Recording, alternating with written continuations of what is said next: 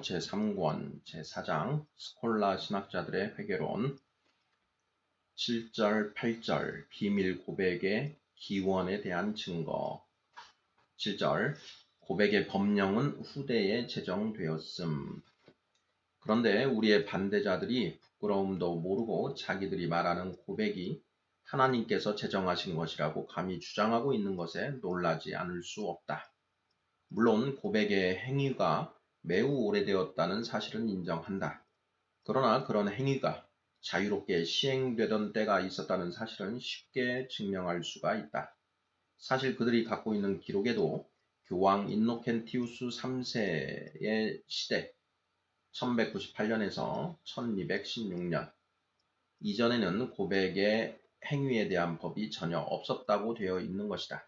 만일 그보다 더 오랜 법이 있었다면 그것을 근거로 제시하여 라테란 공의회 2015년 1215년의 포고령에 만족하여 심지어 어린 아이들에게까지 웃음거리가 되는 불상사는 막았을 것이다. 다른 문제들에 대해서는 그들은 허위 포고령들을 조작하여 그것들을 가장 오래된 고대의 공의회들에서 제정한 것이라고 둘러댐으로써 고대의 것이라면 무조건 믿고 고개를 숙이는 무지한 일반 백성들을 속이기를 주저하지 않는다.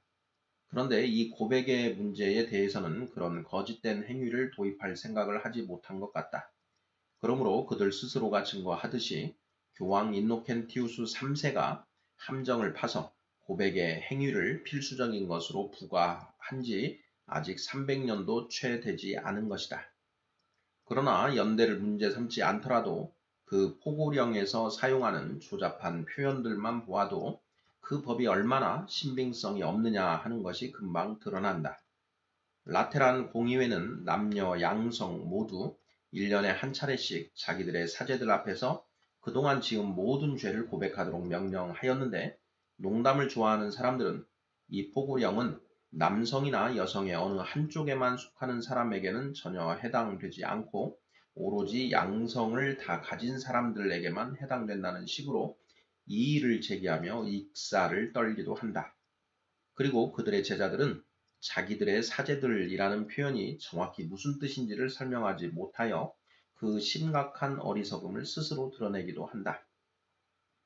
이 교황의 사꾼들이 뭐라고 짓거리든 간에 죄를 고백하라고 강요하는 이 법이 그리스도께서 제정하신 것이 아니라는 사실은 분명하다. 그리스도의 부활 이후 1200년이나 지난 후에야 그런 법이 생겨난 것이다. 경건과 신앙의 참된 가르침이 소멸되고 목회자 행세를 하는 자들이 모든 권한을 떠맡아서 마음대로 휘두르기 시작하면서 드디어 이런 횡포가 도입된 것이다.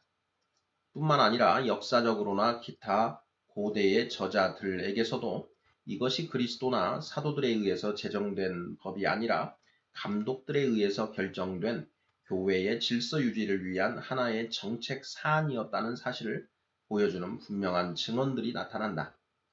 이 수많은 증언들 가운데 이 문제에 대하여 분명한 증거를 제시해주는 것 한 가지만을 제시하겠다. 소조매는 감독들이 결정한 이 법이 서방 교회들에서 특히 로마에서 아주 부지런히 지켜졌다고 보도하고 있다. 이는 곧 그 법이 모든 교회들에서 보편적으로 지켜진 것이 아니라는 것을 의미하는 것이다. 더욱이 그는 말하기를 장로 중에 한 사람이 특별히 이 직무를 위해 지명되었다고 한다. 이는 교황주의자들이 거짓으로 증거하는 내용을 완전히 뒤집는 것이 아닐 수 없다.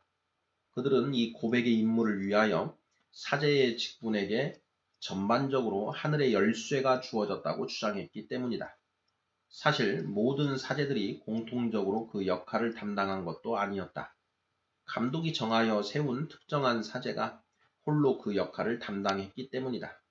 심지어 오늘날도 각 주교좌 성당에서 일하는 그 사제를 가리켜 고해사제라 부르는데 그들이 중대 범죄 및 본보기로 책벌할 자들을 심사하는 역할을 행하고 있는 것이다. 그리고 나서 그는 덧붙이기를 콘스탄티노플에서도 비밀 고백의 행위가 관습으로 행해지고 있었는데 어느 부인이 비밀 고백을 행하는 것처럼 가장하고 들어가서 몰래 한 부제와 정을 통하다가 그것이 발각되는 사건이 일어나자 거룩함과 학식으로 존경받는 그 교회의 감독 넥타리우스가 고백의 의식을 폐지시켰다고 한다. 이 바보들아, 귀를 세우고 제대로 들으라. 비밀스런 고백의 의식이 하나님의 법이었다면 넥타리우스가 어떻게 감히 그것을 제쳐두고 폐지하기까지 했겠는가? 넥타리우스를 모든 교부들이 인정하고 존경하는 거룩한 하나님의 사람인 그를 이단자요 분리주의자라고 비난할 수 있겠는가? 그러나 그를 그렇게 비난하면 동시에 콘스탄티노플 교회까지도 정죄하는 것이 된다. 왜냐하면 소조멘의 기록에 의하면 그 교회에서는 고백의 행위가 한동안 소홀히 지켜지다가 결국은 그의 기억에 완전히 폐지되고 말았기 때문이다. 사실 진실을 이야기하자면 콘스탄티노플 교회만이 아니라 동방교회 전부를 이단으로 정죄해야 할 것이다. 동방교회는 모든 그리스도인들에게 명해진 불가침의 법을 무시해버렸기 때문이다. 8절 크리소스톰의 증거. 크리소스톰도 여러 군데에서 고백이 폐지된 사실을 분명히 증거해주고 있다. 그가 콘스탄티노플 교회의 감독이었는데도 그 교회가 그와 반대되는 행위를 계속했다는 것은 참으로 기이한 일이다. 그는 다음과 같이 말하고 있다. 여러분의 죄를 이야기해서 씻어 버리십시오. 여러분이 지은 죄를 어느 누구에게도 말하기가 부끄러우면 여러분 자신의 영혼에게 날마다 반복하여 고하십시오. 여러분의 동료 시종에게 고백하라고도 하지 않습니다.